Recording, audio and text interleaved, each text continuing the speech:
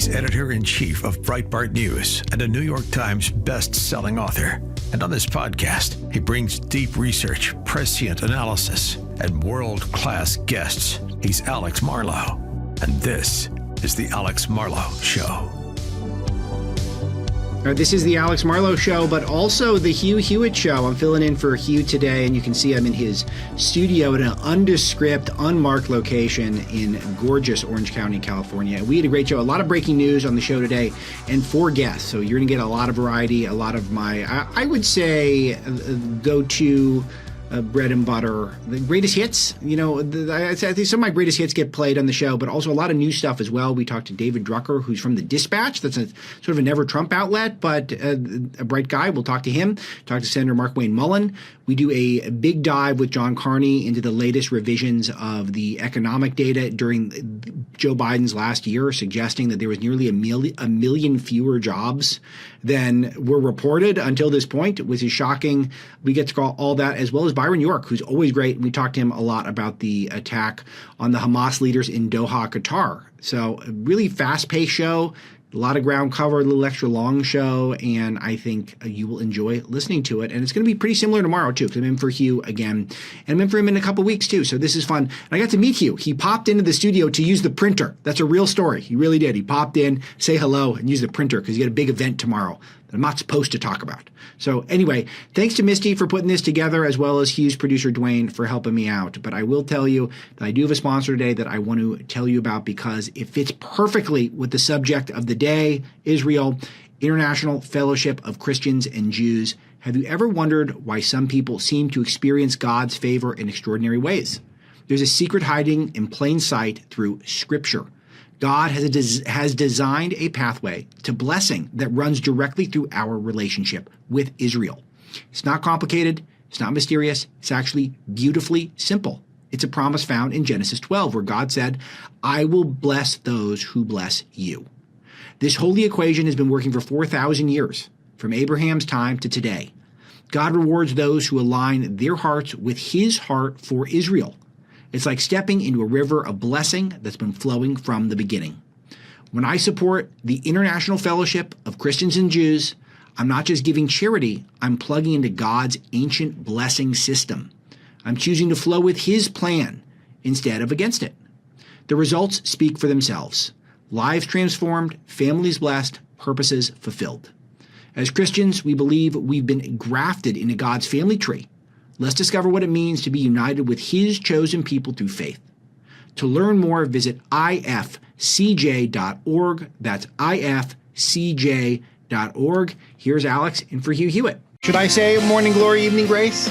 I'm Alex Marlow, editor-in-chief of Breitbart News and host of the Alex Marlow Show on the Salem Podcast Network. I'm in for my friend Hugh Hewitt. I got to say, I've been listening to Hugh for a couple of decades and never had the privilege to fill in, and that ends right now. So very happy to be here. I'll be here today and tomorrow. If you like what you hear, the Alex Marlow Show is the show on the Salem Network. You can catch it on weekends on Salem TV if you're watching that. And it's a daily news podcast, so hopefully you'll enjoy. Hugh and I have kind of hit it off lately because he was kind enough to promote my latest book, Breaking the Law, which is on the lawfare superstructure and the threat that it poses to the republic at this time, where I did a deep investigation into all of the lawfare against President Trump and the continuing lawfare against conservatives around the country that goes on, and I think is very relevant to some of the topics that we're going to discuss today. I will go back and touch on yesterday's E. Jean Carroll decision in the Second Circuit Court to temporarily, I would say, validate the punishments issued against President Trump there. And I think that will get overturned at the Supreme Court when it gets there.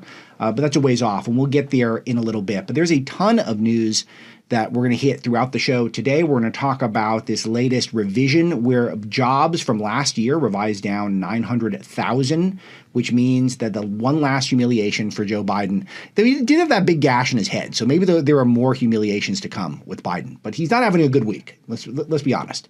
But also it says something very deep about the Fed, how the Fed really did move too slow to raise interest rates last time around and now lower interest rates. This time around, the economy could use a boost, and they're not giving it to us. And I think that it's something that is long overdue, and it'll put a lot of pressure on them coming up on that September Fed meeting that is very close, coming up fast. We'll also touch on, among other topics today, we'll touch on the Charlottesville. We got some new footage, which is going to be really disturbing. I'll have to give some real trigger warnings when we get to that, when it comes to the stabbing that took place. And the media reaction is somehow even worse than the murder, maybe. I mean, I guess nothing's worse than murder, but it just feels almost as bad because it feels very gross the way the people in the press are stretching and straining in order to do their best to try to make this something other than exactly what it was, which was a racial hate crime from a convicted felon who had no business being on the streets, targeting a white woman and a Ukrainian refugee at that. But we'll start today with what is, I think, potentially terrific news, but complex as always, as is everything in the Middle East. Israel's killed Hamas leaders in Doha. These are billionaires who had been exiled in Qatar, and they were living a very lavish lifestyle, a lot of them living in five-star resorts, and they'd been protected even though that they were behind or associated with some of the most heinous terror attacks of our time. And it's one of these ones where I'm very eager to figure out what the U.S.'s role in all this is. They likely approved the strikes, I think, given the nature of the strategic nature of that. And producer Dwayne had a theory that maybe perhaps they even helped refuel. So I'll be asking Joel Pollack, my colleague at Breitbart, who is an expert in all things Middle East, momentarily about what his take is on that and whether or not Trump had approved it personally. I don't know if he would have necessarily, just to kind of keep his hands clean, but it seemed like he was sending a signal a couple of days ago that this was an imminent attack, and it was a matter of Hamas coming to the table and trying to end this war, working to end this war. We were just hearing in the conservative media how maybe Hamas isn't all that bad lately. Maybe they're just a political organization. They're not a terror organization. Well, if that's the case, then why wouldn't they work harder to bring this thing to a close? They're not. They haven't. And now there is more devastation, and it really is at their own hands. This is an interesting thing because the U.S. has an airbase in Qatar. It's one of these things where you see how it would be almost impossible for a strategic attack at this level of precision to take place without the Americans getting involved. So then the big hope is, could this be the end of the war? Or is it just you move the deck chairs around, whoever survived out of the Hamas terrorist superstructure that they have, they go to Turkey or somewhere that's a NATO country, so then there can't be any strategic bombings of them there, and then they'll just go about their business if there's enough of them left.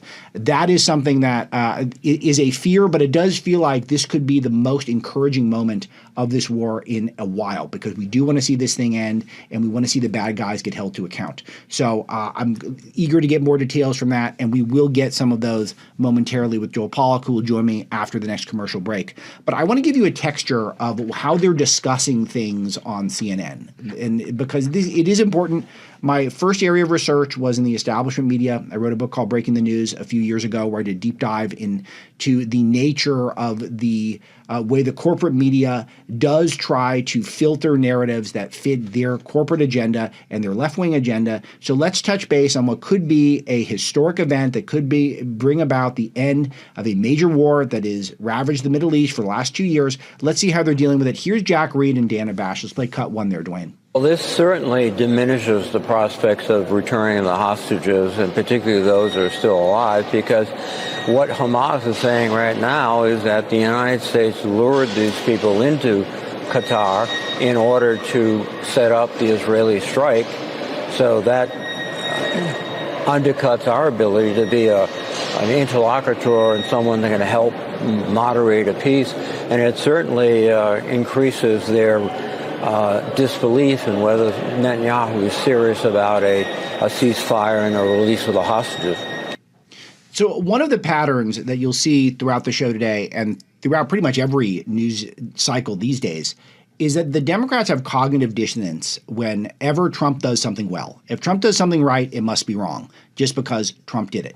And so this is clearly going to be associated with Trump, whether or not Trump was involved and to what level he was involved. But that's immediately where people's minds are going to go with this. And so they must announce this was bad. And so they must announce that this is actually an escalation and it's not something that could bring about the end of the war. Whereas if the shoe was on the other foot, then the conclusion would be the exact opposite. If this is a Democrat who was president at the time of an attack like this, then Jack Reed would be out there saying, oh, this is the exact type of thing that could lead to the end of the war. Now the hostages may finally come home because they're proving that there's no more Mr. Nice Guy. People aren't messing around. There's a new sheriff in town. That would be the whole attitude. But that's not the attitude now because, again, you have to rush to a microphone, you have to rush to a camera setup as fast as humanly possible to announce that Donald Trump is a bad guy. That is a number one goal for the Democrats right now, and that will be a theme. So mark that down. The interview continues. I actually like this clip I find this to be even more interesting. Let's play cut 2 there, guys. Well, this attack was extraordinarily disruptive of whatever peace process, even one that was very faltering. I think it was a signal by Netanyahu that he really does not want an agreement with Hamas. He wants to literally destroy Hamas, which means, in many respects, continued fighting in Gaza. Is this news to anyone that Netanyahu wants to destroy Hamas? Netanyahu's singular purpose is to destroy Hamas. I think that explains his entire political longevity, is that I think he sees this as his life mission, his political mission, his religious mission, if you want to get to that level. I think he feels like he's put here on earth to try to destroy Hamas. I think that is his number one priority. It always has been, and I think that's why he's been able to maintain power for as long as he has, because people do see him as the guy to do that. And so to announce that, well, he's just trying to destroy Hamas, yes, absolutely he's trying to destroy Hamas. Now, he tries to do it in a strategic way. I don't think he wants to do it in a way that's going to make it so that he loses political capital completely, that he loses the ability to be able to operate on a diplomatic plane throughout the world. I think he's cautious and calculating enough in that regard. But overall, Netanyahu is, of course, here to destroy Hamas because Hamas deserves it, because they are not only the ones who are sponsoring terrorism, they're not only the ones who perpetrated the October 7th attack, but they're also the ones who are the reason why any starvation that you might be seeing in the media is all from Hamas, because Hamas is controlling the way the food and the aid is being distributed to the people in Gaza, and they're doing this to manipulate people politically. They're doing this to manipulate people online, because if they control it and then they blame the Israelis and they blame the United States of America for our support of Israel, then they see that as a way to gain political capital. That's what Netanyahu is against. And to be frank with you, that's exactly the right approach that needs to be taken to deal with these brutal terrorists. When we come back, Joel Pollack is going to give us more details. He's our top guy in the Middle East at Breitbart News, knows all things Israel. You're going to enjoy it. I'm Alex Marlow, very pleased to be in for Hugh Hewitt. We're still trying to get Joel Pollack here set. I'm Alex Marlow, by the way, host of the Alex Marlow Show on the Salem Podcast Network, in for Hugh Hewitt today. I'm very happy to be here. Hugh's got an amazing setup here, by the way. No wonder he seems like he's in a good mood all the time. These happy warriors. This is nice. They got a nondescript building here. There's no way to find us, completely secret. And but still, you go outside, and it's beautiful Southern California, Orange County weather. Lovely, lovely. All right, I want to bring up something that I think this is tough to watch, but it's important to get a flavor of this. We're still getting trickling in information, video footage of what happened to Irina Zarutska, who is the Ukrainian refugee who was stabbed by a 14-time felon, or I guess 14-time criminal who'd been released 14 times from prison. I want to make sure I'm careful here so I don't get accused of defamation. But they released 15 seconds of additional video, and I'm not sure why only 15 seconds. I'm not quite understanding this, but I want to play this for you. This is if you are faint of heart or of prone to not enjoying these sorts of things, I understand it. Just divert your eyes for 15 seconds if you're watching on any of the streams here. But go ahead and roll this, Dwayne. So what you see here in this video is she's been stabbed. She's now bleeding out to death, and she looks shocked. She's sobbing. She is completely alone. She's in sort of a fetal position type posture. These are the last moments of her life. And every single person in the train does nothing. No one comes to her aid. No one comforts her at all. No one acts alarmed. Everyone acts sort of slightly, vaguely disturbed by what's going on. But presumably they're aware that something horrible has happened, and no one comforts her at all. There's no humanity there at all. And this is very disturbing to me, because you have to wonder, when you're seeing this clear pattern of demonic influence within the United States these days. I mean, I take for example, the trans shooter who shows up at a church and guns down children while they're praying. I mean, there's something going on and with our humanity at this point. And I don't understand what's the point of this specific 15-second footage, because we're missing a lot of context here, and I think it's only going to raise more questions than answers. But just note how there were people rushing to the cameras yesterday, Van Jones being one of them on CNN, who was out there trying to act as though that this was not some sort of a racial hate crime when there was reports or I guess footage suggesting the guy is yelling, "I got the white girl." And we all know what would have happened if this was the shoe was on the other foot, if this was a black man stabbing if there's a white man stabbing a black woman or a black man for that matter. We know what would have happened with the Al Sharptons and the Van Joneses. Remember Van Jones talked about how he doesn't want a white lash or there's a white lash going on. That's why Trump won. These people see the world through the lens of race, and then all of a sudden you see solid evidence of someone committing some sort of a racial hate crime. They try to immediately explain it away if they're forced to talk about it at all. Truly disturbing. We've got this clip here. Why don't we roll this cut 10 here, guys? Let me just say a couple of things. One is, what happened to that young woman was horrible. And it's everybody's nightmare. If you're in any public space, a subway, whatever, that something bad's going to happen to you or somebody you care about. So it does strike a chord. We don't know why that man did what he did. And for Charlie Kirk to say, we know he did it because she's white, when there's no evidence of that, it's just pure race mongering, hate mongering. It's wrong. Then he says that if something like that had happened the other way, there would be sweeping changes imposed on society. Where is the George Floyd Policing Act? It didn't pass. Okay, pause. Even when you... So, but the point about the George Floyd case is George Floyd was on fentanyl and he was resisting arrest. He also had a criminal record. And there's no evidence that there was any racial motivation at all with that particular case. Now, I don't like that Derek Chauvin knelt on his neck or around his neck, whatever it was, for 8.5 minutes. I don't think that's a good look for police. I don't think it's positive. In fact, there should be consequences. That's my position on that. There's no evidence that there was anything racial, period. Think about the George Zimmerman case, which is one of the original ones of these sensational racial cases, where they acted as though that George Zimmerman preyed on a black boy, when in actuality George Zimmerman was not white, he was Hispanic. And then there was a huge scuffle to the point where George Zimmerman had his head all ripped up in the back, bleeding, the back of his skull, showing a really intense scuffle took place.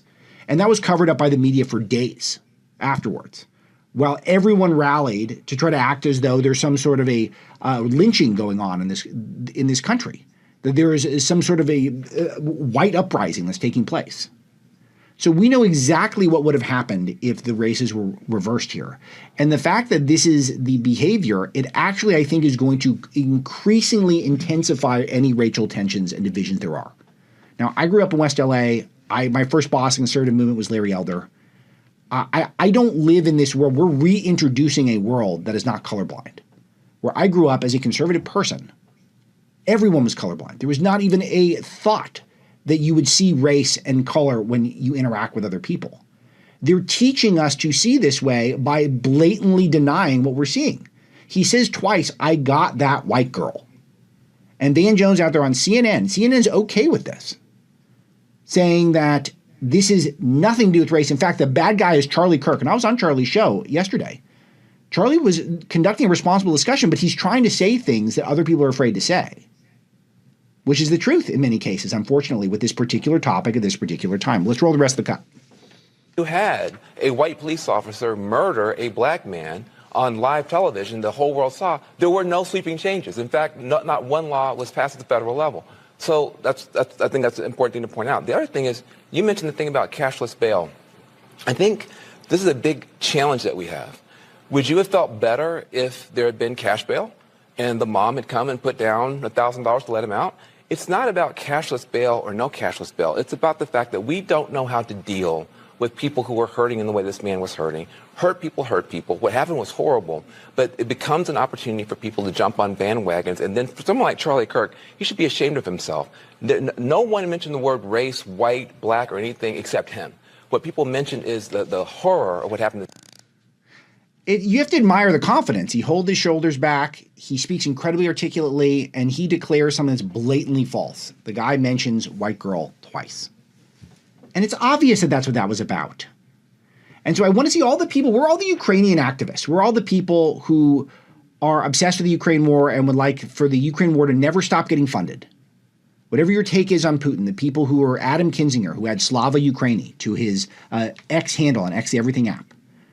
I want to see all these people out there for this Ukrainian refugee and standing with her and standing up to her, standing up to all these people who are trying to shut down the discussion of what really happened. so that there is nothing that we learn from this event.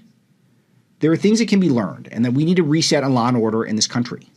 That's part of the reason why I wrote Breaking the Law, is because the nature is that the people on the left, they do not think of law and order as a value. The values that they have are things that advance Democrat politics, left-wing politics. And when Democrats run these cities and they think the way to deal with too much crime is to let criminals back on the street so that you don't count their crime, you don't count as a felony. So temporarily the crime stats go down, but the cities get more dangerous. That's been their policy for decades in all the major cities. I've lived in them. I've lived in Washington, D.C., lived in Los Angeles. That is the policy there in those single-party towns. That's not working. It's not working anymore. The people get it. And Donald Trump and Tom Homan and all these people who are in charge with enforcing the law in this country are now starting to get the picture that this is not just an 80-20 issue. This is the proverbial 97-3 issue. And I will tell you this. Black Americans know this as well as anyone, that there's too much violence in our cities and it needs to stop now. And people like Van Jones, if he's going to keep talking this way, then he's going to be part of the problem, because people want to sort this stuff out. People want to see the bad guys away from polite society, away from our Ukrainian refugees. Who would disagree with that? Maybe 3% of you. And I guess all of them work at CNN or MSNBC. Alex Marlow in for Hugh, and happy to be here. You know, it's really fun because Salem has the best producers, and it's been great to meet Dwayne, who is a friend of friends for so long. I know Dwayne knew Andrew Breitbart. My friend Larry O'Connor and Dwayne are close for such a long time, and so it's very fun. And you guys are strewn all throughout the Salem network. The great Sean McConnell, who used to be with Prager, is now with Larry Elder, Alan Estrin, of course. You guys really have amazing producers. It actually speaks to the quality of the host and the company. You guys retain some good people, so it's nice to meet some of your favorites. And Dwayne had flagged this clip from Caroline Leavitt's White House press briefing where she's talking about this Ukrainian girl who was murdered, and the media just has no idea how to deal with this, even though we've been telling them you need to learn how to deal with this, and this is the reason why your credibility is at zero. And Dwayne, I did send you that clip where he's yelling, "I got that white girl" in the train. So it's for Van Jones to go out there and act so confident this has nothing to do with race. It's just so idiotic. But hey, that's why no one watches CNN. We just wait for the clips to come out online, and then we make fun of the clips. That's what happens. No one's watching these shows. Though I had to say, Kara Swisher in there in that last clip we played, Dwayne, great haircut. Looks just like mine. Same haircut. So it's the same barber. I got to figure out who does her hair. Same barber. We actually do the same barber. This is not a joke. This is not. We literally the same barber. It's not. It's not a joke. It sure looks like it. Yeah, it's the same one. It's the same cut. Yeah. So those guys are missing it. If you notice that her haircut is same as mine, it's because it is. It's literally the same haircut. Okay. So Caroline Leavitt, White House press briefing. She goes ham here, and it's well worth a listen. Let's get to it. Cut 12, please. Today, I would like to address the tragedy that has not received nearly enough media attention: the brutal murder of Irina Zarutska. Here are the facts that many outlets have shamefully and intentionally failed to report until President Trump drew attention to it. On August 22nd, Irina Zarutska was stabbed to death on the rail system in Charlotte, North Carolina, by a savage career criminal. This is a public transportation system that many in the area use every single day to go to school and work. Irina was on the train that night traveling home from her job at a pizzeria, still in uniform from her shift. This beautiful, innocent 23-year-old young woman was a Ukrainian refugee who had recently fled her country for a chance at a safer life and a promising new beginning here in the United States of America. But tragically, a public transportation system in a major American city was more dangerous than the active war zone that she left. The president and the entire White House are praying for her family and friends during this unimaginably difficult time. But while we extend our thoughts and prayers, we must also seek justice for this crime and call attention to this heinous incident. Surveillance video of the killing was finally released to the public this past Friday. It shows the alleged killer, DeCarlos Brown Jr., pull out a knife, get up from his seat behind Irina, and prepare to thrust a blade into her neck before the released footage gets cut. This is pure evil on full display. The most enraging and unacceptable part of this story is that her death was entirely preventable. DeCarlos Brown never should have been on that train that night. In fact, he should have been behind bars. DeCarlos Brown has been charged with crimes no fewer than 14 times, dating back to 2011, including for armed robbery, felony larceny, breaking and entering, and shoplifting. Brown had previously served 5 years in prison for a robbery with a deadly weapon charge, and he had also forfeited bonds 3 different times, twice in 2014 and once in 2023. Okay, Despite all of this, so far, this is a terrific list of information that everyone needs, and it's interesting because you would think that the front page New York Times story that would cover this, if you're a New York Times reader and you relied on the New York Times for your information, or if you were someone who relied on CNN, that you'd get this stuff on their broadcasts. It's a really simple 1 minute, top of the hour news break. This is what happened. These are the details of who this person was. You don't get any of that. None of that is a factor here because the media don't want you to know about this story. They want you to feel like this is just local crime. It's not local crime. This is so much more than that, and it's so representative of so many things. I'll play more from this clip in a little bit, but we learned that the Transportation Secretary Sean Duffy has said that Charlotte, an investigation, a probe into Charlotte's transit system is beginning today, and he says he believes they should lose federal funds. We need to start ramping up the consequences. We need to start ramping up the consequences for judges who let criminals back on the street easily. We need to start ramping up the consequences for transit systems that rely on federal funds and do not have any remote capacity to keep people safe and do not even consider that maybe it should be part of their responsibility to make sure that there aren't, hardened criminals murdering people on their trains. That's a good place to start. We need to start judging people in certain ways. Not all the time, not for everything, but occasionally we need to start working into the discussion whether or not there are some people in our society who may have let Irina Zarutska down. Let's take a look at the judges. Let's take a look at the transit systems. Let's take a look at the people who let this hardened criminal out in the street, ready to do crime, ready to do harm to innocents. And then also, these people in the video who wouldn't lift a finger to help a dying girl on a train. Sad state of affairs in this country, unfortunately. You got to do better. We're back on the Hugh Hewitt Show. I'm Alex Marlow, editor-in-chief of Breitbart News, host of the Alex Marlow Show podcast, 5-day-a-week show, wherever you get your pods on the Salem Podcast Network. And now we have David Drucker with us, the Dispatch senior political writer. He's at David M. Drucker on X, the Everything app. David, it's really nice of you to be here, and it's nice to meet you. So you write for the Dispatch. I write for Breitbart. I've got a couple of specifics in Washington I want to touch on with you. But overall, I'm familiar with some of your work, and you seem like a really, really sharp guy and a conservative. Just give me your perspective as someone who's maybe not a pro-Trump guy, but a conservative on your evaluation, honestly, on where we're at so far in the first 6 months, 7 months into the administration. Well, look, I mean, I think that if you're a Trump supporter, you've got to be pleased. He's very active. He's delivering on the things that he campaigned on. Obviously, for people that are not Trump supporters, and I'm talking Democrats here, but also some sort of old guard Reaganite Republicans, there's a lot of concern about the president's sort of expansive use of executive authority. Obviously, the administration continues to make a legal case for why its actions are lawful and constitutional. Some of that has been backed up by the courts, some of it hasn't. I think a lot of this has yet to play out fully. But as you know, always with Trump, people seem to either really like him or really dislike him. Yeah. With very few people in the middle. Well, that's what's interesting is that you see his approval ratings with Republicans, and it's some of the highest we've ever seen, if not the highest. But then with Democrats, it's zero.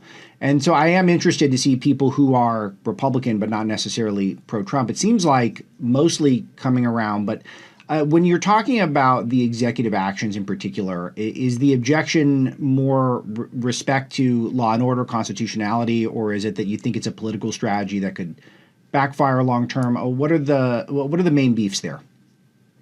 Well, I don't know if I have beefs, but I'm just trying to answer your question as an analyst. Oh no, I'm not asking you to speak just on your. I'm just saying in general, just your audience. Yeah, I'm not trying to put you on the spot. No. Listen, look, there are some things Trump has done that sort of unites Republicans across the spectrum, right? From the strongest Trump supporter you can think of to somebody who wishes he never ran for office. Right. I'm thinking, some matters of foreign policy, his decision to strike Iran after the Israeli attack, sure, and some other things that he's done. I think a lot of the complaints, at least on the right, will be that the president's he's identifying problems. Let's take law and order. Let's take crime, for instance, right? I think the president's identifying that there are a problem in many urban cities across the country. people feel as though there's a problem. So even though Yes. we can demonstrate that crime has gone down since the height of the pandemic and the year after, it's still far too high for anybody's liking. And so then the debate is, well, do I prefer Trump's solution or do I prefer a different kind of solution? The political arguments can then be all go in many directions. If you're a Democrat who says, for instance, Trump's right, crime's a problem, but his solution is wrong, then we've got a policy debate. If you're a Democrat who says crime's going down, I don't know why Trump's doing anything. Yes. Well, okay, good luck with that argument. Right. And there are Democrats on all sides of that issue. That party is involved in a very vigorous debate about its future. And I think with a lot of Reaganite Republicans, there is not on really matters of foreign policy where they've often given the executive a lot of deference, but on matters of domestic policy, how and where do you deploy the U.S. military, never mind the National Guard, on American soil, whether or not criminals, illegal immigrants even are afforded due process. I think for conservatives of the old school, even if they like the ultimate outcome, they're not going to like it if they feel like it's, extra constitutional. And I think for a lot of populists, this is your area of expertise. Sure. There's a feeling that we've been hampered by the rules for so long, and it's not that we should break the rules, but maybe we should look at them differently. And so I think those are the differences between the different kinds of Republican or conservative in America. I think largely that's right. And I think part of it is just an approach to testing out the rules, because one thing that I just finished writing a book about lawfare, and I recommend strongly that President Trump doesn't do anything extra lawful. And if there's a court order that comes down, you got to abide by it. You can't go around it, because that would be devastating, I think, to the country to do that. And I think he's largely done that. So he'll test things out, and then a third of them or 40% might get thrown out, and then he can't take those actions. But then he'll get a bunch of the agenda through that where courts will uphold it. And so that is sort of the process that seems to be playing out. But I want to get into a couple specifics with you. One of them with Chicago. He's deploying a lot more resources to Chicago to try to deal with crime, specifically illegal immigration. But I think there's reason to believe it's going to go beyond then. What is happening there, and what do you think is the correct approach? Well, look, I think voters are uneasy about U.S. military deployments versus National Guard deployments. I also think it depends on how you deploy the Guard or extra law enforcement agencies and where you deploy them. If it's cosmetic versus really getting into neighborhoods that need the extra help. And then I also think it depends on how some of these states handle it. I mean, obviously, Governor Pritzker and the mayor of Chicago have been very resistant to the idea that sort of anything extra needs to be done. And you compare that to Governor Wes Moore in Maryland and the governor and the mayor of Baltimore, who are now working together to put state police working together with the Baltimore City Police so that you have extra law enforcement and extra policing. And in fact, the mayor of Baltimore has spearheaded a policy, my colleague John McCormick wrote about it, where they're keeping people in jail longer, and they're doing a whole bunch of things to try and get crime to acceptable levels. It never goes away. I live on Capitol Hill in Washington. I like living here. I choose to live here. It's never going away, but it's about acceptable levels. Yeah, and what do you make of the reaction with basically every Democrat act as though crime is not a problem? It feels like I think you would recommend them acknowledge crime's a problem and recommend other approaches, but they're not doing that. They're sort of acting as though everything is fine. Trump's nuts for pointing it out. Well, I think some are, actually. I've just, the Democratic Party's gotten so interesting because they're leaderless for the first time in a generation and really having this big internal debate, that there are a lot of Democrats that are, in fact, saying we need to do something, just not what Trump is doing. And I think there's an argument to make that there are other things that would be more effective and more in line with the Constitution. And ultimately, it's up to voters to decide, what they prefer.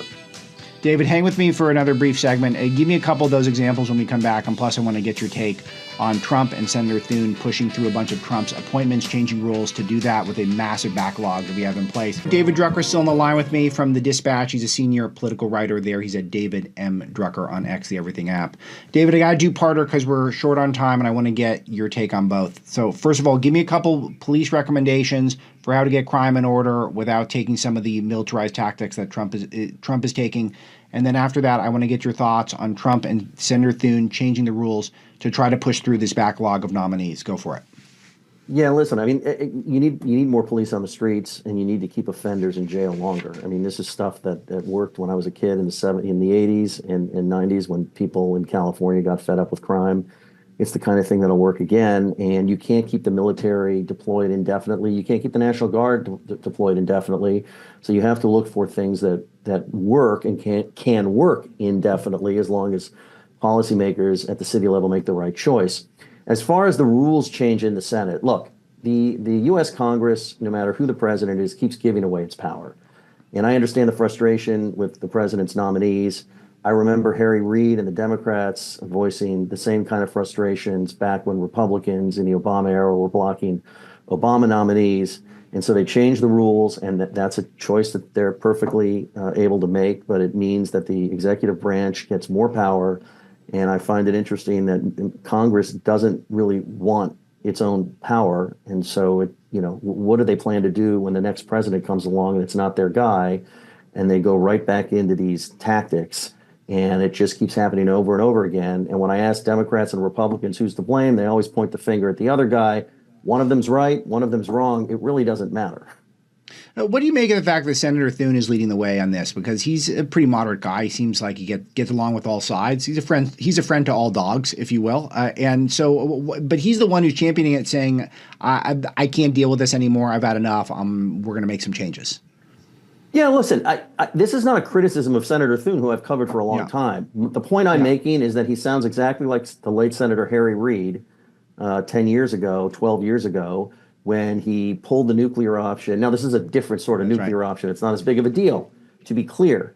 But Harry Reid, I can't believe this Republican obstruction. It's not fair. They blew the nuclear option so that they could lower the threshold for judges.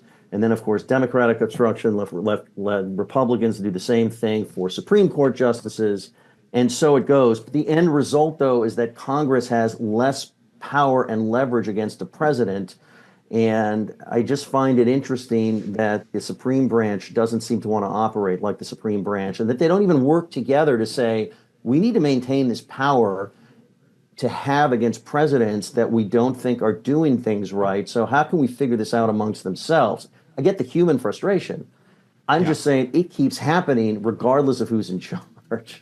Yeah, that is true. It's a great perspective, and I appreciate you taking the time with me on the Hugh Hewitt Show. That's David Drucker, David M. Drucker on X, the Everything app. His writings in the Dispatch.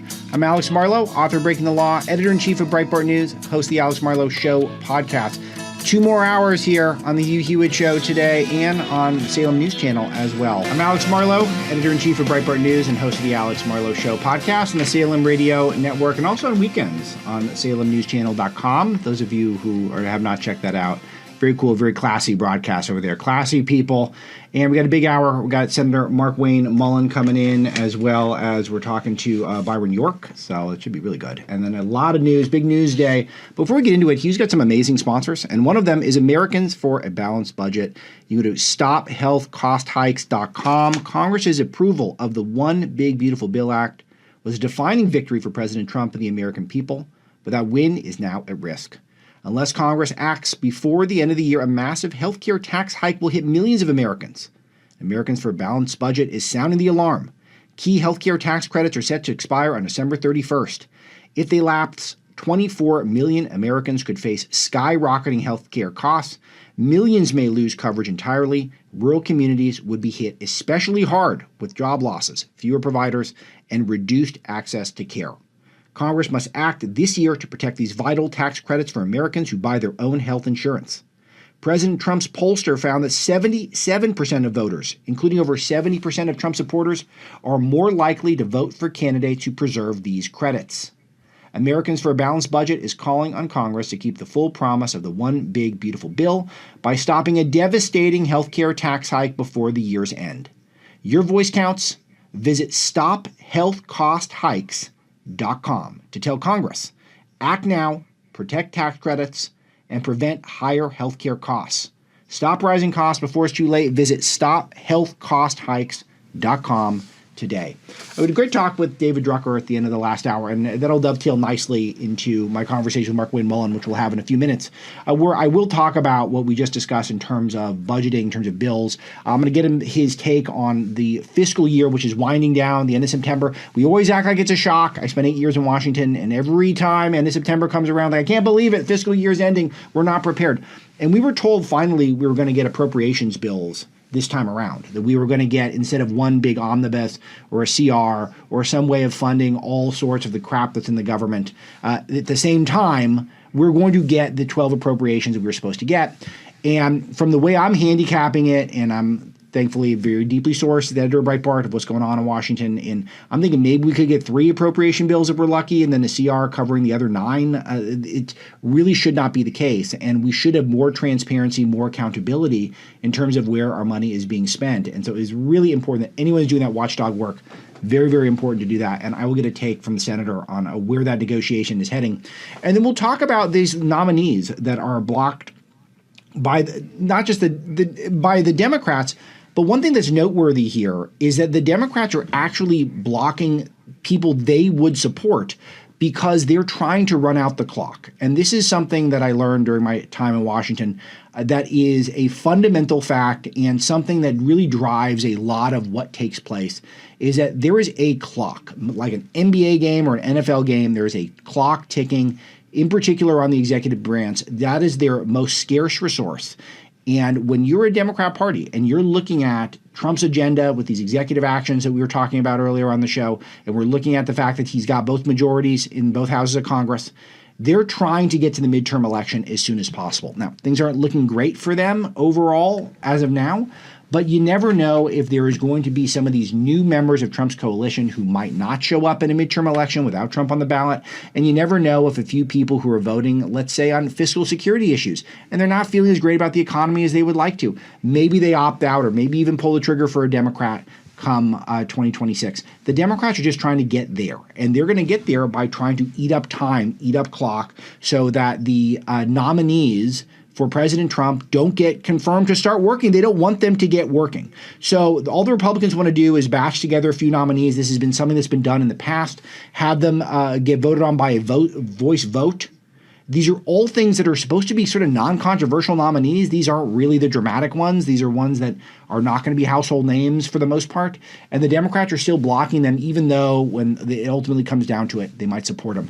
Why are they doing this? The strategy is do not let Republicans operate freely and with impunity. That's the name of the game for them. And it's a decent political strategy. And one thing that was interesting in my conversation with David Drucker is him saying that John Thune's acting like Harry Reid. Well, a lot of people from my perspective in the conservative movement, someone who's been a lifelong conservative, I was a college Republican, and I've always been a registered Republican since I was 18 years old. I'm 39 now. One of the things that always struck me as unbelievable is we, with superior ideas, with people of higher character, people with greater moral fortitude, people with better literacy in the Constitution, people like my friend Hugh, who are so good in these subject matters, then we would watch somehow Democrats would still beat us. They would still get stuff done when they would win at a rate that was much quicker than we would. And one of the reasons why is because they were willing to get, let's say, more creative with the rules in order to make sure that they got stuff done. And when they ran into a rule that they didn't like, they weren't afraid to say, well, does it have to be that way? And we don't want to break the law ever. I think that, as I recommended, I don't think if a judge puts down an order, even if it's an order we don't like, we shouldn't go around it. We should wait for the next battle. We should find a different lane. You don't want to, there are lines you cannot cross.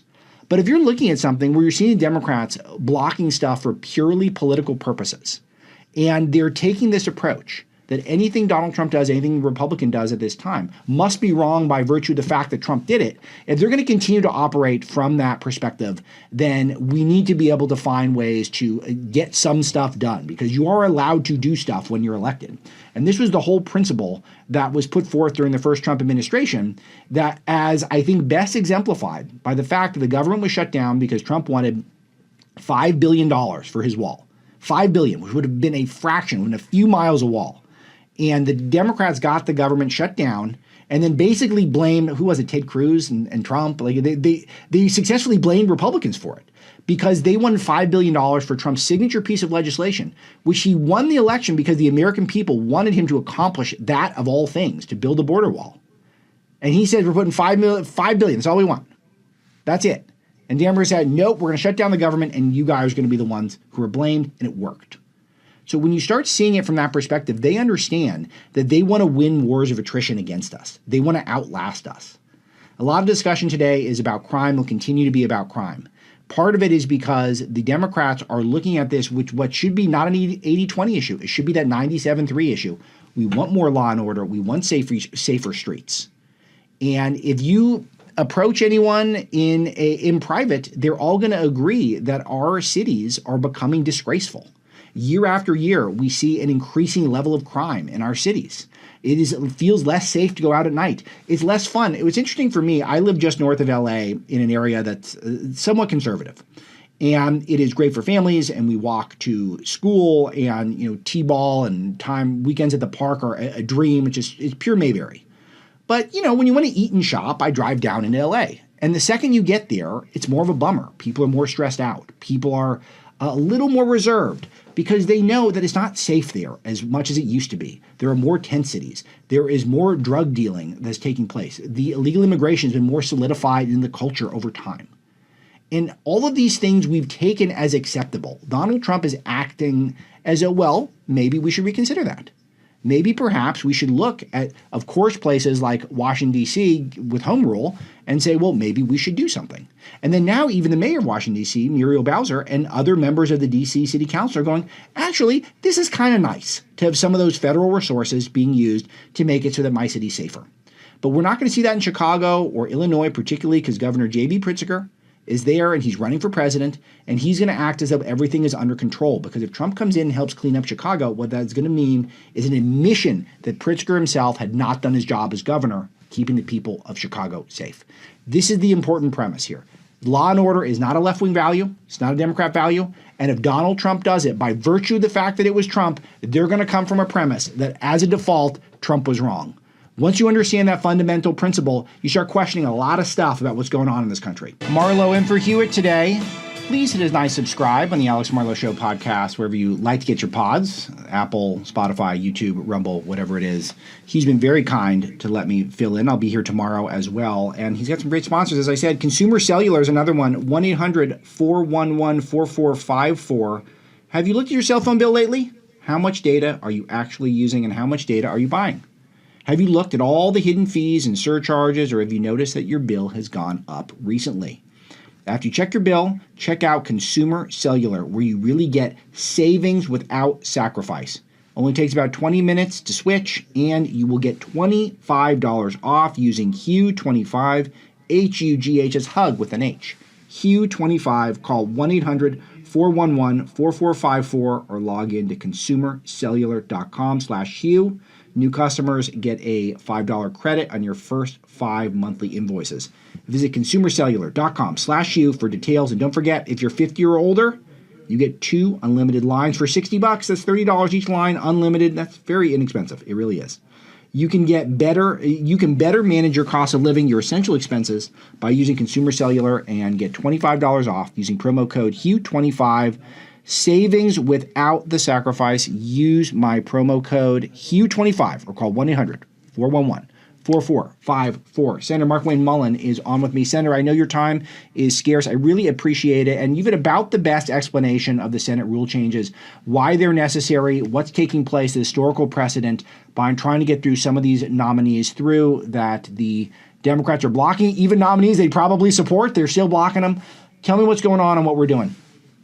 So here's what our path forward is. Well, let me back this up. Let me first of all explain to you what we're having to do, Alex. In the history of the United States, we have never had a president get all his nominees filibustered, except I'd say all of them. It's been all but Marco Rubio, and give you some perspective. Going all the way back prior to Obama.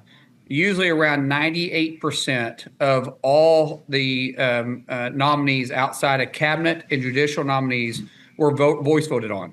And because, really the ones we're talking about are people that you couldn't even name, positions you don't even know exist. And so, and then when President Trump came in place, they dropped it down to 60%, Trump 45. It was 90% with Obama, 98% with Bush 43, Clinton and Bush 41, Reagan. You can go back to, to Jimmy Carter. You can keep going back, and it was usually well over 90%. Trump was the first time it dropped below 90, and it was at 60%. Then underneath Biden, it was 57%, and now underneath Trump 47, it's 0. So what Chuck Schumer has decided to do is that he's going to filibuster every single person that's coming up. Now, what we've decided to do is we're going to make a rule change, and this rule change basically reflects what the traditional way that things were done in the Senate, meaning that outside the cabinet, outside judicial nominees, and with the exception of a few ambassadors, you did voice vote or unanimous consent on blocks. We call them M blocks.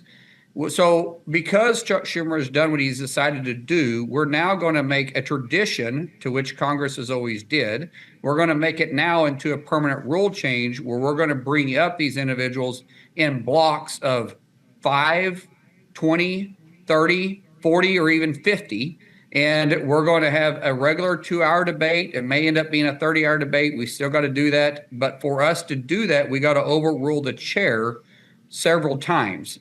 And that starts actually tonight. So tonight, Leader Thune is going to file a motion to proceed to a rule change, to which the Democrats then, I know this gets wonky, but this is the way the House works, or the Senate works, is we got to pursue to a rule change that is going to probably trigger a response from the Democrats, which is going to cause procedural motions. And eventually we got to wear them out on the procedural motions before we can move on to the first one. And that would be to overrule the chair by having to have a rule change with either, depending on the rule, it could be 60 or 67 votes to simple majority. Now, the first time this has happened, by the way, is when Harry Reid did this when Obama was in. And so it's not like this is the first time it's happened. It was happened again in 2017 and again in 2019. And then once we proceed to that rule change, that'll be to do an en bloc. If we can overrule the chair, which we can, then we made to do the debate time where we limit the debate from a 30-hour debate on the en bloc. We'll do the debate at 2 hours, and that'll take a second procedural motion for us to overrule the chair again, and then we will proceed straight into clearing the president's nominee backlog and putting his people in place, which the American people elected him to do back in November. All right. So this is something that I think was proposed by Amy Klobuchar in 2023, basically the same 2023, rule that's change. right. Yeah. What was the circumstances around that? Why wasn't it adopted then? And what's the difference here? Is there any? It actually did pass the committee at the time. What Amy she had tried to go around Tuberville's block. Tuberville had put a hold on everything moving forward, every nominee moving forward, because I won't rehash it, because of a circumstance that was taking place in Alabama. And so for her to go around him, she proposed this exact language that we're putting forth, except she had it limited to 10. We're not going to limit ours to 10 because we have such a tremendous backlog of individuals waiting to be put in position that's already went through the confirmation process in the committees. We are instead of doing 10, we're going to do bigger blocks. But this exact same language, every Democrat voted for. The reason why they didn't follow through with the final change is because Senator Tuberville lifted his hold and prevented that. And once they did that, we started going back to doing en blocks by voice vote and unanimous consent, which has always been done. The Democrats refused to play ball with that. That's why we're having to make the rule change to do exactly what Amy had wanted to do in 23. So the talk right now is that you guys are degrading the Senate by doing this, and yet it's the same thing that they proposed 18 months ago. That's right. And there's other media outlets too, Alex, that are saying that this is a nuclear option. We didn't go nuclear. Chuck Schumer went nuclear by choosing to filibuster every single one of President's nominees. And that's the nuclear option. We're having to react to Chuck Schumer's nuclear option. Okay, so we only have about a minute here, Senator, and I know you got to get back to work here. But we're also looking at end of the fiscal year, and I said, I'm getting pretty pessimistic about the way the funding battle is shaping up. Can you give us any insight into where negotiations are? The House and the Senate Republicans are prepared to do the 12 appropriation bills. We're prepared to also keep the government open by funding a short-term CR, clean CR if we have to. I'm afraid Chuck Schumer is going to lead us into a Schumer shutdown. And why I say that is because we can put 47 votes on the board all day long. We can probably put 51. I don't think we can get all 53 Republicans to support a CR. But even if we got all 53, it still takes 60 to pass a funding bill inside the United States Senate outside of reconciliation. And so we have to have Democrats to agree with us on this. Chuck Schumer, who has voted for every CR except once in 2017 when he forced the government shutdown at that time, has supported a CR, but he is saying now he won't because he's scared of AOC running against him in the Senate. So I'm afraid there's a likelihood we end up going to a shutdown. This is going to be wild. All right, Senator, come back and talk to me before the end of the month if you can. All right, Alex. It's so fun. Dwayne's coming in here, handing me stacks of breaking news. This is very exciting. I feel like I'm at a real news desk here. Thank you, Dwayne. Appreciate this. We had a lot of breaking news during the break here. First of all, the Supreme Court is temporarily allowing Trump to pause billions in foreign aid, which is terrific because, again, when you're the president, you can do stuff and you're allowed to try to do things. And if the Supreme Court wants to come in and say you can't, then that's okay. And then you try something else. And that needs to be the attitude that has been Trump's attitude. Lower courts might block stuff, and then it moves up to the Supreme Court. And then the Supreme Court can allow for things. It's a trustworthy Supreme Court, isn't it? It's not overly right-wing, as I document in my book, Breaking the Law, which he's been kind enough to promote. I think this is this CNN? It looks like CNN. What am I reading? This is CNN. Justice Roberts allowing the Trump administration to freeze billions in foreign aid payments for now, putting hold on a lower court ruling. Roberts, who handles emergency appeals from federal courts in Washington, D.C., issued what's known as an administrative stay, a temporary order intended to give the justices more time to review the case. The order does not necessarily indicate how the court will ultimately resolve the appeal, though it could make it harder for the groups that sued over the cuts to recover the money approved by Congress. So that's great. And so foreign aid needs to have high standards. I'm a pro-foreign aid guy in a lot of ways, and I don't think everything needs to be a quid pro quo all the time, but we should be either getting information, or we should be getting access to something, or we should be getting some benefit in terms of whatever deals we're cutting with these nations. And sometimes it just seems like foreign aid is a given, that we're doing welfare for the world, and Trump using it as a bargaining chip, as a piece of leverage. We need to restore that. That's the sane approach to foreign aid. If foreign aid is used as a bargaining chip for us to increase America's position in the world, then it's a good thing. And if foreign aid is used basically just because someone in yesteryear, particularly a Democrat or some left-winger, decided that we're going to do welfare somewhere else because it's a good political talking point for us, that needs to be checked out. And if those nations are hostile to us and hostile to our president and hostile to America's policies, then we use it as the art of the deal. It's part of negotiation, good news, and it's nice that the Supreme Court backs us up, because that makes life so much easier. Because as I recommend over and over again, we don't want to go around court orders. We absolutely do not want to do that. It's bad strategy, and thus far, Trump has been perfect in that regard. All right, more good news, and I will preface it by replaying a clip that we played at the top of the show. This was cut one of the day. This is Jack Reed on CNN. You got to listen to this, because then when I read to you this truth bomb that came out from President Trump, you're going to see exactly how wrong the statement is. Play cut one here, Dwayne. Well, this certainly diminishes the prospects of returning the hostages, and particularly those that are still alive, because what Hamas is saying right now is that the United States lured these people into Qatar in order to set up the Israeli strike. So that undercuts our ability to be an interlocutor and someone that can help moderate a peace. And it certainly increases their disbelief in whether Netanyahu is serious about a ceasefire and a release of the hostages. That's good. Thank you. So my take on that at the top of the show today, 3-hour show. Remember, it's not that long of a show. You guys got 3 hours every day for the news with Hugh. My take is that no, this is the opposite. Is that this is going to make it more likely hostages are going to get released, because Trump is so unpredictable in the region. And Israel's come out, Netanyahu has said, this was us, it was only us, America didn't have anything to do with it, it was just us who carried out this attack. And those of you who are unfamiliar, there's a successful attack by Israel on Hamas bosses in Qatar who are hiding out, and usually five-star hotels, stuff like that, in exile there. America has forged a greater partnership with Qatar. So it makes you think we have a base there, which is a big deal. It makes you wonder if Trump was in on it. You would think he would have been, given our connections to Qatar, which is getting better. So overall, I thought that this was something that probably would strengthen our negotiating position, because it shows that Netanyahu and Trump are serious about bringing this thing to a close soon. And of course, Senator Reid says, no, of course not. No, this is terrible. Well, here's the truth bomb that Trump just fired off.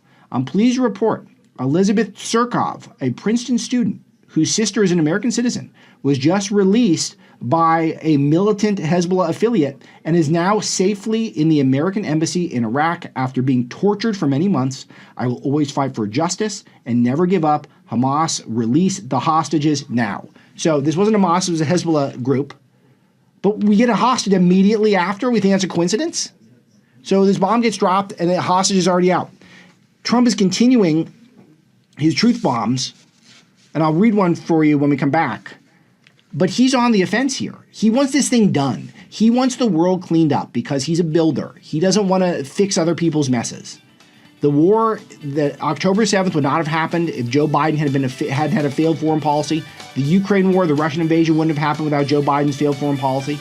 And Trump doesn't want these problems on his plate. He wants them off his plate so he can get back to doing what he does best, which is building. So that's what's happening here. I'm Alex Marlow. I'm the editor-in-chief of Breitbart News, host of the Alex Marlow Show podcast on the Salem Podcast Network. And I also want to encourage you to check out salemnewschannel.com, where I appear on the weekends, and Hugh's show is on 5 days a week. So maybe you're watching it there and you get to see all the cool visuals we're putting up, all the clips. So we're doing TV show too, not just radio. It's double. Everything's TV though now.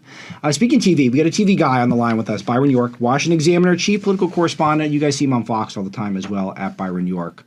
On X, the Everything app. Byron, huge news day, obviously. I want to get your take quickly on the Doha strike. Do you think America is involved at all? What do you think this means for the prospect of bringing this thing home for a peace? What do you think happens next? Well, I'm just going by what the president posted actually just a few minutes ago on Truth Social, which certainly doesn't sound like the United States was involved. He said the U.S. military.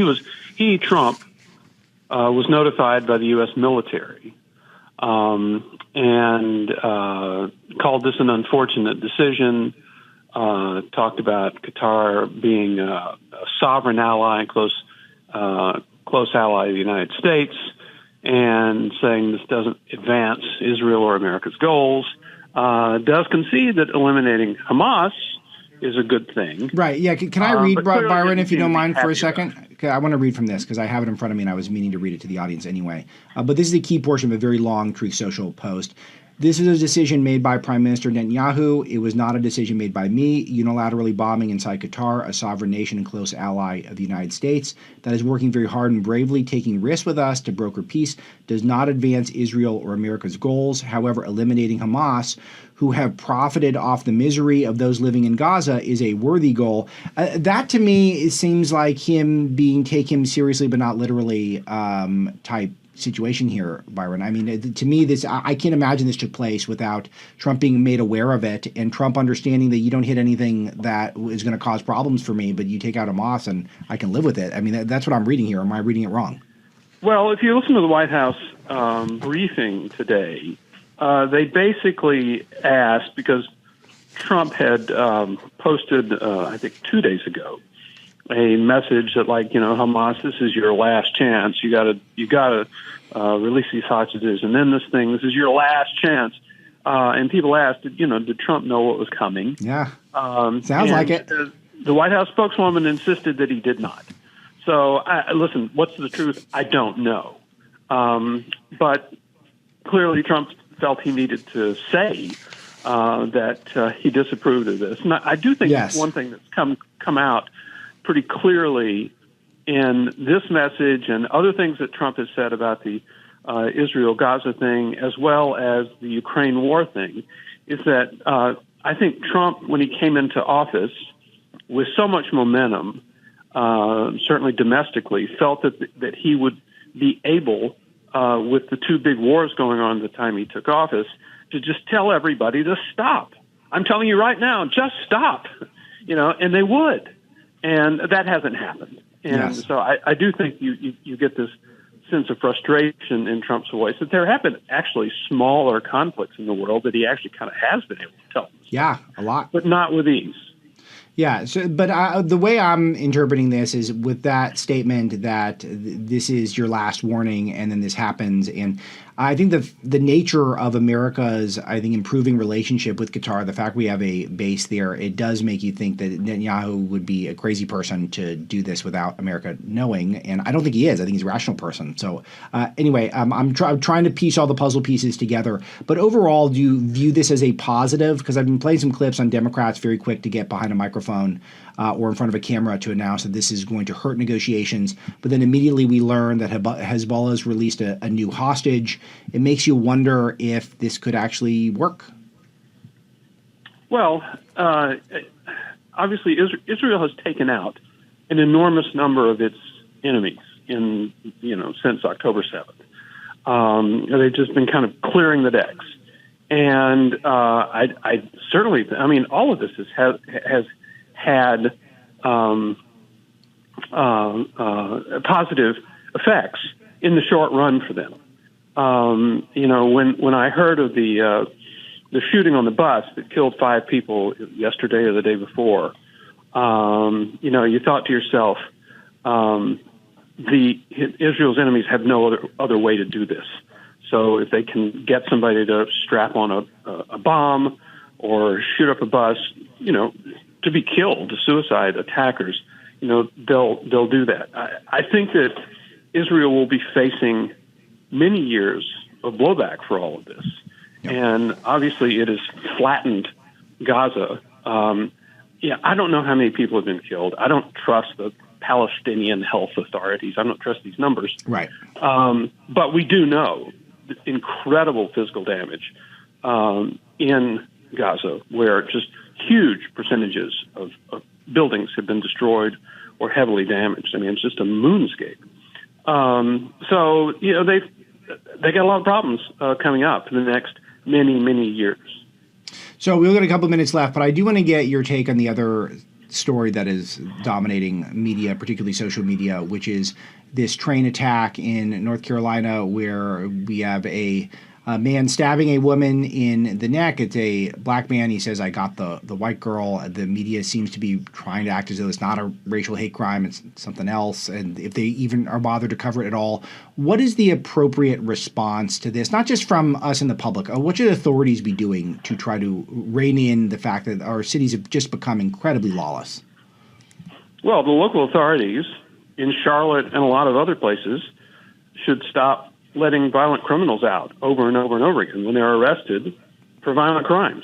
They should stop doing that. This guy was released 14 times before this, right. So now he's, in custody for the 15th time. Why don't they just release him now? What good is it going to do? Not going to bring anybody back. So they should stop doing that. They should stop releasing people like that. They should change a lot of their ideology on this. I think that's unlikely to happen. The racial aspect of it, I'm not sure how that plays out. But I do know that the revolution in cameras that has taken place over the last many years has really changed Americans' perceptions of crime. And this whole story never goes to the place it is now without this video. Exactly right. It's very important. And it makes the penalty for lying to us in the media even greater because there's probably a video out there and you can get to the bottom of it. Byron York, Washington Examiner, and Fox News for all his stuff. Thanks, Byron. Caroline Leavitt was absolutely destroying the media over this incident where we have a person who's been released 14 times, apparently murdering a Ukrainian refugee on public transit in North Carolina. We get some audio of this, and it really is can't miss television. So let's play some of this here from Cut 12 here, Mr. Dwayne. Documented criminal history. When Brown was arrested yet again in January of this past year, a Democrat judge I will add, was a strong supporter of former Vice President Kamala Harris, released this insane criminal once again without requiring him to pay any bail. He simply had to sign a written promise to return for his court hearing. Think about how crazy it is to ask a career criminal, someone who by definition repeatedly breaks the law, to just sign a written promise and come back again another day. This is madness. This monster should have been locked up, and Arena should still be alive. But Democrat politicians, liberal judges, and weak prosecutors would rather virtue signal than lock up criminals and protect their communities. And perhaps most shamefully of all, the majority of the media, many outlets in this room, decided that her murder was not worth reporting on originally because it does not fit a preferred narrative. Many of the journalists in this room spilled plenty of ink trying to smear Daniel Penny for defending a subway car from a deranged lunatic in New York City, but none of those same reporters lift a finger to write stories about an actual murderer. Here's the truth that every American must know. Too many innocent people across the country continue to pay the price of the failed experiment known as cashless bail that has been championed by the Democrat Party for years. All the way back in 2020, North Carolina's then Democrat Governor Roy Cooper established a so-called task force for racial equity and criminal justice. Sounds nice, but it's not. That task force was co-authored by then Attorney General and current Democrat Governor Josh Stein.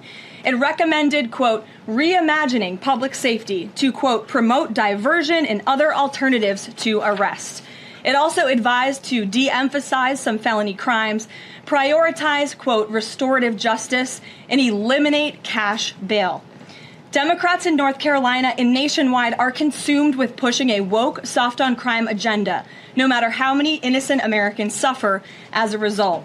Instead of aggressively prosecuting and locking up violent criminals, the Democrat-backed cashless bail approach lets these criminals roam free in our country. That's good, guys. It's hard to interrupt because she's so good and she's got all the stuff at her fingertips and is deeply organized and is just doing the work the establishment media should do. But all of these stories are connected. All the biggest stories of the year all remain connected. The ongoing lawfare against President Trump, the resistance to enforcing our immigration laws, the insistence that our cities are much safer than they already are. This is all a political game. It's all a political game that the left is playing to try to keep our cities chaotic, where criminals thrive and citizens suffer and live in fear. That's not the America that we want. It's not the America we deserve, and we're fighting back right now. On the Hugh Hewitt Show and on the Salem News Channel, I'm Alex Marlow. This is the Hugh Hewitt Show.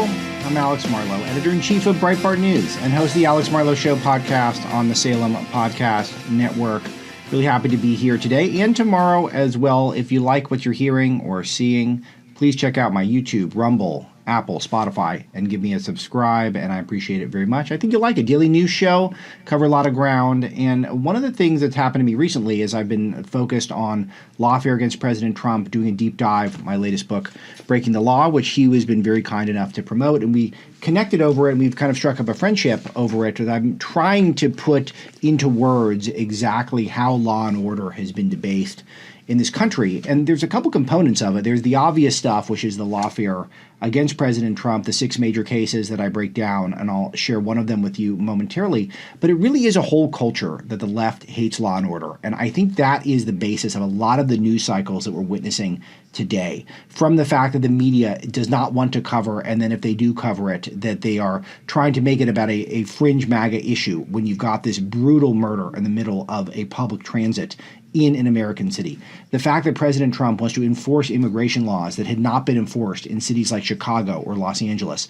The fact that he wants to restore law and order in our nation's capital to try to clean it up, beautify it, make it a place where it is something we can be proud of.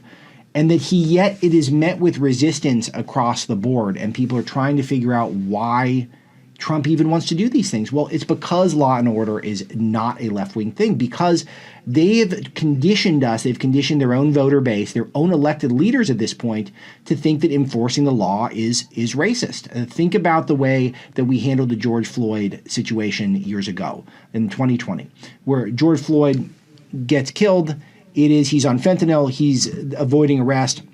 is portrayed as the worst racial hate crime in the history of the world. And the whole response is lawlessness. This is mid-coronavirus, mid-lockdown, and all of a sudden it was normalized to go out into the street, torch cities, to be able to break windows, to be able to smash and grab loot. And all that got normalized and was explained away as a symptom, as hurt people hurting people, as Van Jones might say.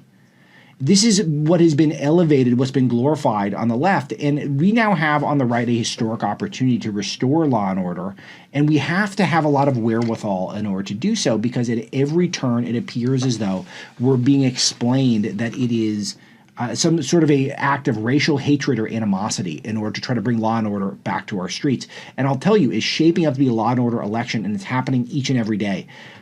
Hugh told me after reading Breaking the Law that his favorite quote in the book was how I referred to hundreds of presidents when I was talking about all these lower court judges who had blocked elements of Trump's agenda unilaterally via temporary restraining orders or injunctions, etc., and acting as though that they had a veto over the executive branch. So hundreds of presidents was my phrase. My favorite line in the book is this one, and let me read it to you. Laws that were on the books were not applied to criminals in our cities or illegal aliens invading our country, while laws that didn't really exist were imposed on Trump and his supporters. That's the point that I like the most. That's the point that I think is essential to the book, is that we are seeing laws that are being blatantly ignored. In fact, encouraged. You're encouraged to break the law in my home state of California and Hughes as well when it comes to immigration laws. You're encouraged to flaunt the laws if you are a person who is who is committing a petty crime, for example. In LA, we have this thing called a Gascon special, where people know that if you only commit a certain level of crime, then you're going to be able to be back on the street the next day because there's cashless bail, and you'll be back out being ready to torment your fellow man instantly. And people know they calibrate exactly what they can get away with and what sort of damage they can do in order to get back on the street and released the next day. The same attitude permeates our media, who does not want Tom Homan to be able to enforce immigration laws. We got some clips. I want to share this one. Do we like the cut 6 or cut 7 better, guys? Whichever one. Give me a sense of, you guys can know. This is Tom Homan on MSNBC. He's with Mika and the crew. Let's go with cut 6. We're going to go with cut 6. Check out this masterclass here from I see on the show this morning you have Governor Healy talking about ICE doing enforcement operations at a church. Mm-hmm. False. Didn't happen. They were parked there. They did not do an operation there. She said they were parked in a public space legally. But to say that and to push that out there puts fear in the immigrant community. So let me tell you what's happening. That puts fear in the community. Right. To park the ICE agent's vehicle they're on a near public a church. Street. They are on a public street. She said they're on a public street, sir. waiting to respond to a criminal alien release pulled aside the road. Let me tell you, in the last couple of days, what's happened in Boston. They've arrested Victor Gomez Perez, a 33-year-old criminal alien from Guatemala, with charges of aggravated rape, assault and battery with dangerous weapon, indecent assault and battery on a victim 14 years or younger. They arrested Kaylee Espinosa, a 33-year-old criminal alien from Colombia, with charges of aggravated assault on a pregnant victim.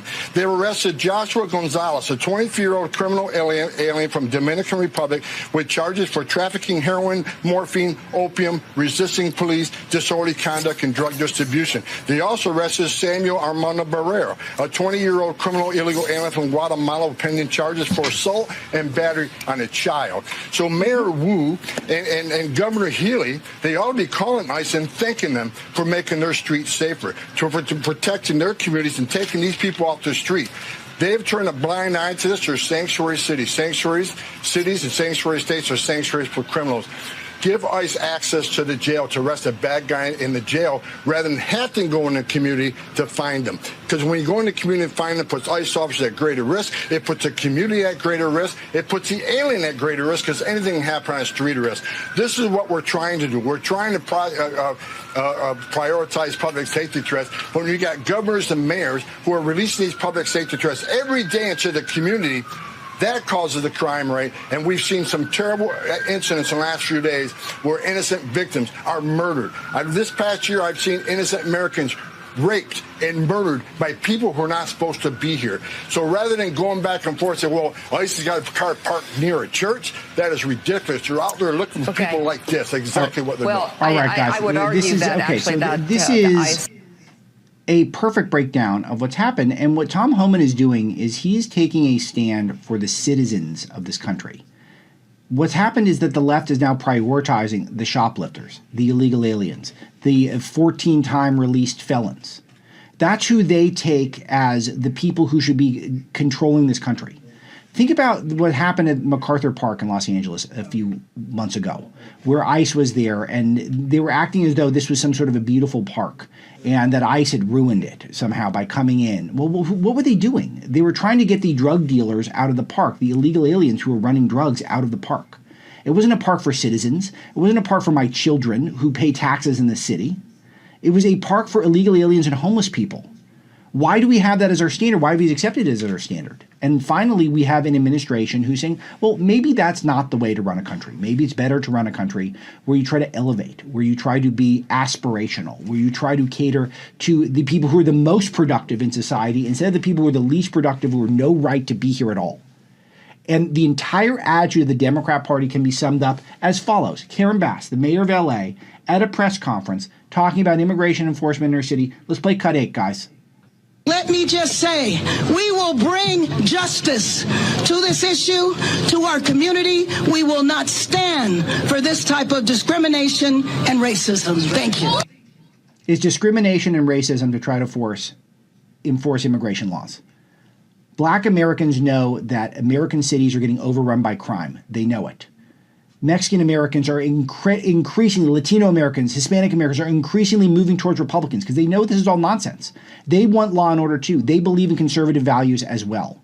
It is only people who are brainwashed and too much MSNBC and too much CNN and too much fear-mongering going on, acting as though Trump and Homan are rounding up American citizens. Name one American citizen that's been rounded up and deported. They're not doing that. They're trying to get the bad guys out of this country so that the normal people can live, can use our parks, can ride a train without being in fear. And people who are standing in the way of this need to be removed from office as soon as humanly possible. He's got some of the best sponsors around. AmericanFederal.com is one of them. 800-221-7694 is the number there.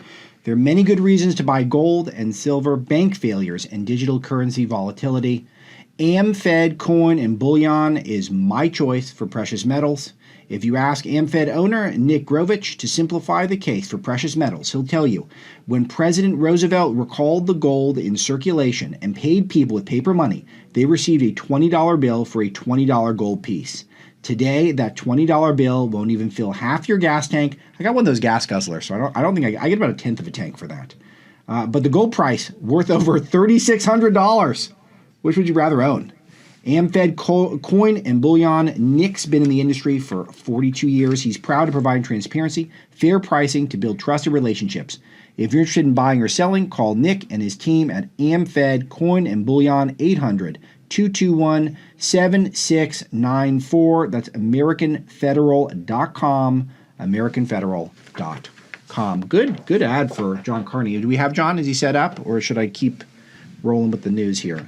Okay, so we're going to get John here. We're going to talk about the economy, what's going on. So Joe Biden, one last humiliation, and the Bidenflation, of course, was what he was known for the most.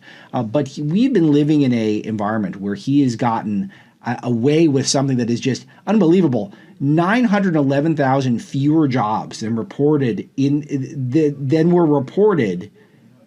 And we just learned this. So through March of 2025, so this is basically Joe Biden's tenure, the couple of weeks into Trump's. But overall, this is the largest on-record revision we've ever seen, suggesting that job growth during that period was running at roughly half the pace we initially believed. And we believed this up until a minute ago. So everything was weaker about the economy. We knew it was weak. We knew that there was this Bidenflation. We knew that there was this the economy was not on as strong of a footing as we'd come to expect from America. And yet all we would do is continue to deficit spend it, to continue to pump money from the federal government into the public to try to solve all of our problems. And then what we learned here is that actually things were much worse than we thought. And this also is really relevant because we've been talking a lot about the Bureau of Labor Statistics and why it is so hard to get reliable data. People suggesting that Trump's cooking the data, Trump suggesting maybe the data he's getting is cooked, Trump's nominee is getting held up when he's trying to get in guys who can try to actually read the data. And then we see the biggest revision of all time. And it's one of these things where you got to wonder who's even making these calls. Where are these numbers coming from? And this is also a reminder that Jerome Powell is correctly been labeled as moving too slow because, as John Carney writes for us at Breitbart News, the revision also highlights the risk the Federal Reserve miscalibrated policy in late 2024. The central bank lowered interest rates 3 times between September and December, but has left them in place for Donald Trump. And in recent months, job growth has slowed to a crawl, and the revisions show that it was weaker even before Trump took office, which means we knew the Fed was slow. But they were even slower than we thought because they probably should have been cutting a long time ago. And if we'd had these numbers in, then we would have seen those cuts before. So this is the latest pattern of large revisions where it seems like over and over again, we are seeing the Federal Reserve. We're seeing the data that we are supposed to that our stock market is based off of, that a lot of policy is based off of, that a lot of Federal Reserve policy is based off of data that from occasionally just seems completely plucked out of whole cloth. And this is just the latest example of that. And it's something that is got to be enraging for President Trump. But it's also something that does make you continue to lose trust in the system. And I think this is part of the discussion that we continue to have, is that a lot of people, particularly those who are hyper online individuals who get a lot of their information about the world just from what they're able to consume while they're on the internet, on X, the Everything app, you're starting to see people that are now questioning everything. It really goes into a lot of the vaccine discussion that we've had. And I've been a big supporter of Robert Kennedy, and I think he's going to be, I think he continues to use the science and be reliable with the science. But it's part of the reason why you might see people in your feed online start questioning vaccines that are really strong. I do think this is all related because you see the measles vaccine, you see the polio vaccine. These are things that have traditionally been strong. They have very low side effects, and we basically eradicated some horrible infectious diseases. But now you see people who are thinking, well, we were lied to about the COVID vaccine, so how do we know we're not being lied to about these ones? Well, actually, sometimes we do get some stuff right. But when you cry wolf over and over again, then you stop trusting the one time the wolf is actually there about to eat your sheep. And this is the whole point here, that we are losing faith in the numbers that are being reported by the federal government to the public. And we see this time and again where revisions all seem to keep going in the same direction, that whereas things were better for President Trump upon revision and things were worse for Joe Biden upon revision. And that's the pattern that we're seeing over and over and over again. And it is something that is, I think, going to cause a lot of consternation with the public because people are trying to get reliable information. They're trying to feel like they're able to trust what's going on in our country. And it's hard to do that when all of a sudden they'll dump information like this on you and you're not even, it's like out of nowhere. It's like, oh, by the way, things were so much worse. And then Joe Biden, who even knows what level of competence he had. I never bought for a second there's a cover-up of his mental health. We all knew he was decrepit. We all knew that he was lying to us. I wrote a book called Breaking Biden. It was my second book where I researched the Biden family. And his doctors has said that his whole problems were sleep apnea and a stiff gait. That was the only thing we've been told about Joe Biden. Other than that, we knew that Joe Biden was supposed to be in perfect health. The fact that he didn't have much of a schedule, the fact that he was always constantly napping on a beach, the fact that he would always confuse his wife and his sister. I mean, the corn pop rant, I mean, that's all you need to know, right? I mean, he's talking about Bill Wright Mouse doing all the pools. And he called black kids roaches in that speech, which is a racial slur, which didn't bother anyone at the time because Joe Biden had the right politics. You call them black kids roaches in 2017, and people were thinking, I think this guy's a little off. I think something happened to him. Maybe he got dropped in his head a few too many times.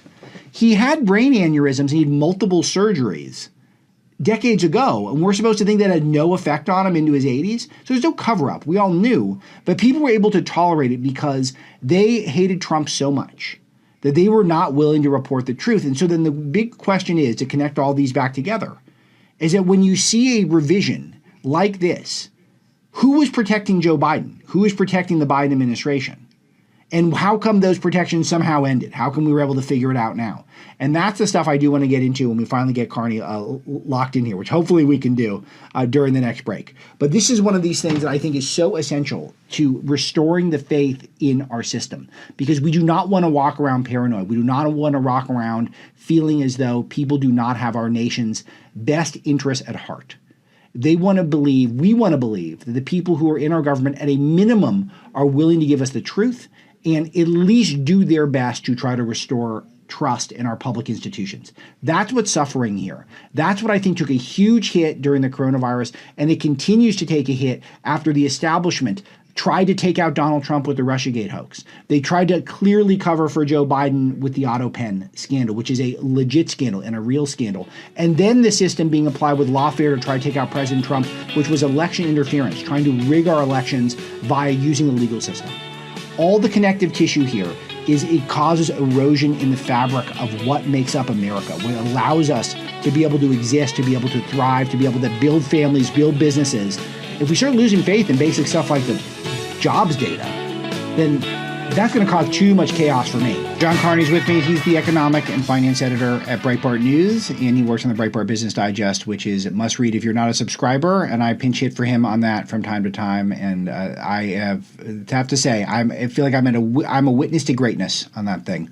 John, we had a lot to talk about today, but I want to start with this unbelievable revision of Joe Biden's job numbers down 911,000, which is a record revision. First of all, I want to get the data, the stats, what actually happened, but then I want to know how this is possible and why it seems like we're getting this pattern of bad data, because it is deeply disturbing, and I do think this shows a lot of national mistrust in the system. But first, the numbers. Sure. What the government announced today is that their estimates of the jobs created between March 2024 and March 2025, so basically Biden's final year in office, was overcounted the jobs by 911,000. That's the highest overcount there has ever been, so the highest downward revision.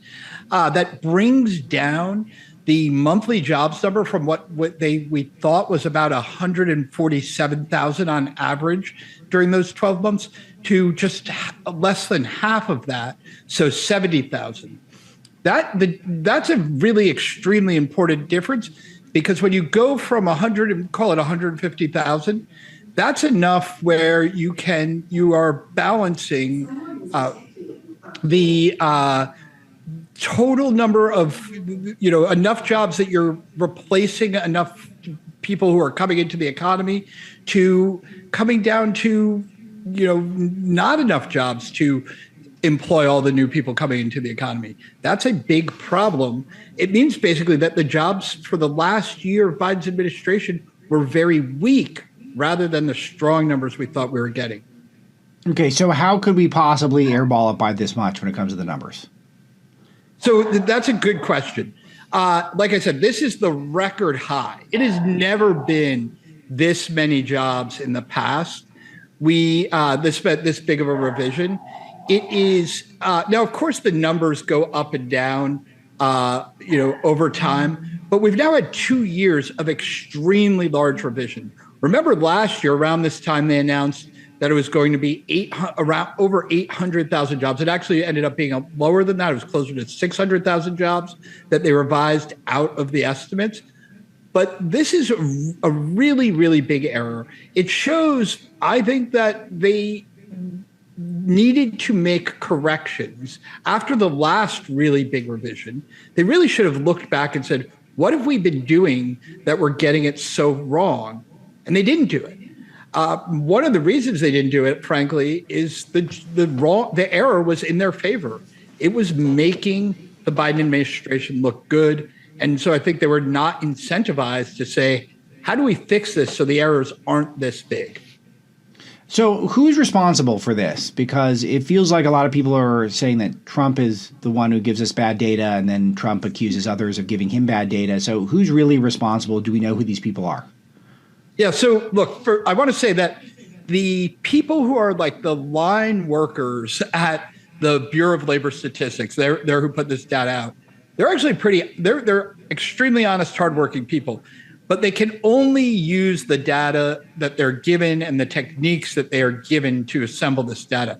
What they really needed was better leadership from the top of the BLS to say, after the last large revision, okay, what have we been doing wrong? How could we make the data more accurate? Now, look, I get it. The economy has gone through a lot of gyrations since the pandemic and during the pandemic, but that shouldn't still be happening. We shouldn't be having revisions that are this large. So they really needed leadership from the top. They didn't get it. And Trump fired that person. And I think now that actually, that was controversial when he fired her. But I think now it looks pretty wise that they lacked leadership at the top of the Bureau of Labor Statistics, which is part of the Department of Labor. And they needed to have somebody who was really going to say, how can we do a better job next time? Trump has a new appointee, E.J. Antoni. I think that's going to be his number one mission is let's fix the data. Let's make sure we're not making, errors that are this large, that we're this far off from where we should be. Right, and that's provided that Antoni gets through, and it's a controversial pick, and there's a lot of objections to him. So this could be a big fight that could take place, and perhaps Trump will have to go a different direction with this appointment. I think this helps him, Alex. I think it helps EJ because when Trump removed the head of the BLS, there was controversy about whether or not she should be removed. Now it seems to be he can say, yeah, she needed to go. You had one job. This is the proverbial you had one job meme. John, stay right there. When we come back, I'm going to get your take on the latest trade policy machinations and how the Fed's role in moving too slow, given this new data that we've got. I'm Alex Marlow, editor-in-chief of Breitbart News, and Hugh is in the house. He just walked in because he comes in on his day off. That's the type of guy Hugh is. He comes in, he immediately says to me, "You look great." And I'm on pins and needles. And then he says, "You sound great too." Okay, good. Thank God. Thank you, Hugh, for having me in. John Carney is with me. He is our economic and finance editor at Breitbart News. John, two big questions here for you. The first one is just to wrap up this data revision. This again makes Jerome Powell and the Fed look really slow, and Trump. He gets the branding right. Sometimes it takes a while for it to set in and to see, is Trump really right about this? Again, it makes it look like Jerome Powell moving very slow on the Fed policy. Break it down for us. That's absolutely right. The Fed is way behind the curve. Look, they already were. We already saw the data just from the last couple of months. The Fed should have cut at least back this spring. Now we know that the labor market was much weaker than it looked. And frankly, that the Fed really, they saw the beginnings of the labor market weakening at the end of the Biden administration. They really clamped down when Trump got elected, and they stopped cutting interest rates. They shouldn't have done that. They should have kept going with their policy of cuts. Interest rates are now way too high for the economy. The job growth has been much weaker. Look, I get it. Powell can only look at the data he actually has. This data makes it look much worse. And as you were saying, it makes Trump look really good. Trump has been right. The Fed should not have been keeping interest rates as high as they were. The economy is begging for an interest rate cut. They're going to get it. The Fed is going to cut next week. There's no doubt about it. The real question is just how much do they cut the next week, and then how much do they cut in the subsequent months? There's two more meetings this year, another in January. They probably should signal that they're going to cut at every single one of those meetings. Yeah, what's interesting to me here, John, is that you've got the Fed policy, which was so slow to raise rates at the beginning of the financial trouble, shall we say, if not a crisis, under Joe Biden. And now they've been so slow to lower rates. And the reason why they're so slow to lower rates is presumably because they want to see how the tariffs do. And so the tariffs are working. We got a ton of money coming into the Treasury, and we're on pins and needles to see what the Supreme Court is going to decide, whether or not the Supreme Court is going to uphold Trump's ability to tariff people, which is interesting. And you're an attorney, so maybe you can opine on that for me here in a second. But when you look at the fact that the tariff policy is really what's slowing down the Fed and the tariffs are working, could they indicate maybe we get it, we've seen enough, we're happy to cut? Yeah, I do think that they are going to say, that's it, we're going to cut. Christopher Waller, who's one of the Fed governors, has actually been saying that the Fed was making a mistake by letting tariffs delay the cuts. Because, look, Powell has actually said they would have been cutting if not for the tariffs. One of the most annoying things that Powell and the Fed has been doing is every month when we get data that shows that tariffs aren't pushing up prices, they say, well, we think they're still going to happen. So we're going to wait till we see that happen. Then we'll judge the extent of it, and then maybe we'll cut. So rather than being data dependent, the Fed has kind of become data defiant. They see data, they say it doesn't match their expectations, so they don't adjust policy. I think that's over now. I think that this jobs revision and the low inflation we've seen for the last couple of months is going to be enough to make the Fed say, that's it, we're definitely going to cut. So the September cut is coming. The market is now pricing in cuts in October, and then the next meeting is in December, and it's now starting to price in January. Right now, I think basically we're at least 100 basis points, meaning 1 full percentage point above where the Fed should be, probably should be even lower than that. The Fed's got to hurry up and get there. Whether that's a quarter point in the next 4 meetings, I think they should actually go even further, do a 50 basis point cut right away, show the market they're serious about this, get that interest rate lower. That will take the weight of interest rates off the labor market and let jobs start to grow again in America. Absolutely agree. All right. So we got some big tariff news happening. So the Supreme Court again agreeing to consider whether most of Trump's tariffs are legal. But now Trump is pressuring the EU to hit China and India with 100% tariffs to pressure Putin. What do you make of this, John? So one of the great things that Trump is trying to do is not just use tariffs to repair the U.S. economy, but also as a great tool of diplomacy. He says, look, trade is, obviously one of the most important things to all the countries in the world. And so we shouldn't just think of it as, using it to protect our, the vital industries in the U.S. Yes, that's important. But he has also used trade to force countries to cooperate on things like illegal immigration, on fentanyl. And now he's telling Europe, look, we want you also to make sure that countries aren't funding Putin's war in Ukraine by purchasing their oil. And if they won't stop purchasing Russian oil, then raise tariffs on them. He's inviting Europe, in other words, to come along with what we're doing, which is saying to India in particular, we're already going to raise tariffs on China, but to India in particular, look, we want to be your friends.